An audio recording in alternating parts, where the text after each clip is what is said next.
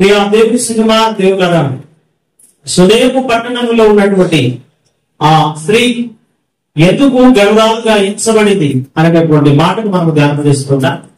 ఈ క్రమంలో మరి ఏ సునేము పట్టణస్థురానికి అయితే అన్ని ఉండి ఏదైతే పొదువగా ఉన్నదో ఆమెకు కుమారుడు లేడు అనే సంగతి తెలుసుకున్నటువంటి గెహాజీ ఎలీషా మరి ఆమె విషయంలో ప్రార్థన చేయగా ఆమెకు చక్కటి కుమారుడు దేవుడు అనుగ్రహించాడు. పిల్లగా ఎప్పుడైతే ఆ కుమారుడిని దేవుడు అనుగ్రహించాడో ఆ పిల్లవాడు పెరుగుతూ ఆ పిల్లవాడు పెద్దవాడై ఆ పిల్లవాడు ఒకానొక దినాన చనిపోయాడు అని మనం నేర్చుకున్నాం.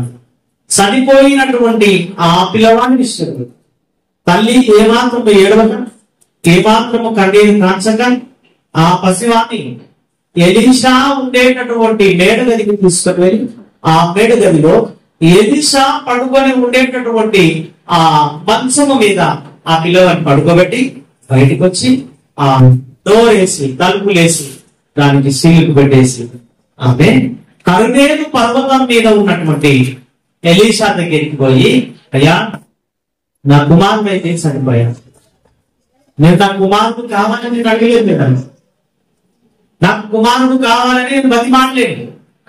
అయ్యా నేను ముందే అన్నా నాకు అబద్ధం ఆడుతుందని చెప్పాను.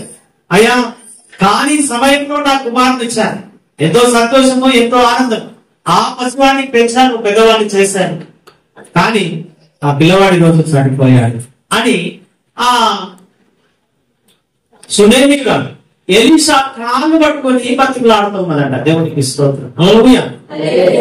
ఎప్పుడైతే ఈయన కాళ్ళు పట్టుకొని ఆమె బతిమలాడుతున్నదో ఆ ఎలీషా కర్మేలు పర్వతం పైన ఉన్నాడు. ఎలీషా కర్మేలు పర్వతం పైన ఎలీషాతో పాటు గేహాజీ కూడా ఆయన శిష్యుడు లేకపోతే దాసుడు.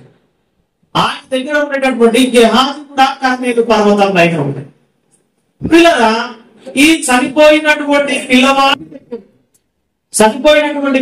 దగ్గరికి ఎలీషా రాక మొదలు గేహాజీని పక్కాడు. ఎలీషా గేహాజీకి తన దండం ఇచ్చి ఆ దండము తీసుకొని వెళ్ళి చనిపోయినటువంటి ఆ పిల్లవాడి మొహం మీద పెడితే ఆ పిల్లవాడు లేస్తాడు పో అని ఆ గేహాజీకి దండం ఇచ్చేసి ఎలీషా పంపించాడు. ఎలీషా మాట చొప్పున కర్మేలు పర్వతము దగ్గరికి వెళ్ళి దిగి ఆ గేహాజీ సునేము పట్టణంకి వచ్చి ఏ పిల్లవాడైతే చనిపోయాడో ఆ పిల్లవాడి మీద ఆ దండంలో పెట్టాడు, కానీ ఆ పిల్లవాడు లేవలేదు. దేవునికి హల్లెలూయా.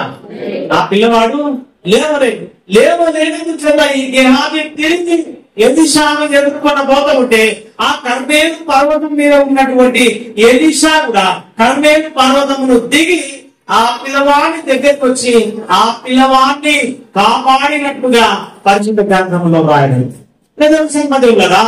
ఈ గేహాజీ ఈ ఎలీషా ఇద్దరు కూడా ఏమన్నారంటే కర్మేలు పర్వతం పైన వెళ్ళారు.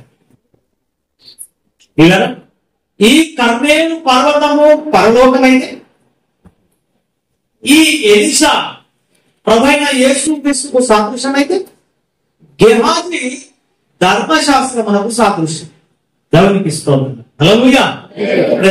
గేహాజీ ధర్మశాస్త్రానికి సాదృశ్యం, ఎలీషా యేసుక్రీస్తుకు సాదృశ్యము అంటే కృపకు సాదృశ్యం. దేవుని కదా యేసుక్రీస్తు కంటే ముందు దేవుని కృప కంటే ముందు మానవుల దగ్గరికి ధర్మశాస్త్రం వచ్చింది. ధర్మశాస్త్రం ఎందుకు వచ్చిందంటే పాప లోకములో ఉన్నటువంటి మానవులను దేవుని వాక్యము చేత వారిని పరిశుద్ధపరిచి పాపములో నుంచి బయటికి తీసుకొని రావాలని దేవుని కృప కంటే మొదలు ధర్మశాస్త్రం వచ్చింది. ధర్మశాస్త్రం వచ్చింది కానీ ఆ ధర్మశాస్త్రము మనుషులను వారి పాపములకి వెళ్ళి బయటకు తీసుకొని రాలేకపోయింది. కారణం పిల్లరా ఈ గేహాజీ వచ్చి ఆ పిల్లవాడి మీద చనిపోయిన పిల్లవాడి మీద ఆ దండమును పెట్టినప్పటికీ కూడా పిల్లవాడు బ్రతకలేదు. అంటే ధర్మశాస్త్రము పని చేయలేదు. దేవునికి స్తోత్రం. హల్లెలూయా. గేహాజీ దేనికి సాదృశ్యం అంటే గేహాజీ ధర్మశాస్త్రమునకు సాదృశ్యం. గేహాజీ ధర్మశాస్త్రమునకు సాదృశ్యం అయితే ఆ గేహాజీ వచ్చి ఆ పిల్లవాడిని ఏం చేయలేకపోయిన చనిపోయిన పిల్లవాడిని లేపలేకపోయింది. దేవులరా, అంటే ధర్మశాస్త్రం వలన ఏం కాలేదు అంటే, ధర్మశాస్త్రం వలన ఒక మనిషి పాపమును విడిపించడం ధర్మశాస్త్రం వల్ల అనేది కాలేదు. కాబట్టి ఎవరు అవసరం వచ్చింది? ఇప్పుడు యేసయ్య అవసరం వచ్చింది. యేసయ్య అవసరం ఏంటి? కృప.